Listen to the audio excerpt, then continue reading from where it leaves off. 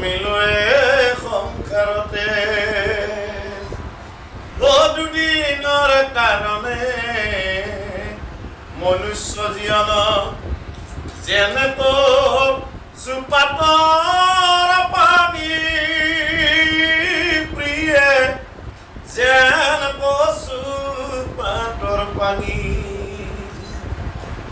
এদিন নহয় এদিন যাবই যে লাগিব এয়া লিয়তিৰ পানী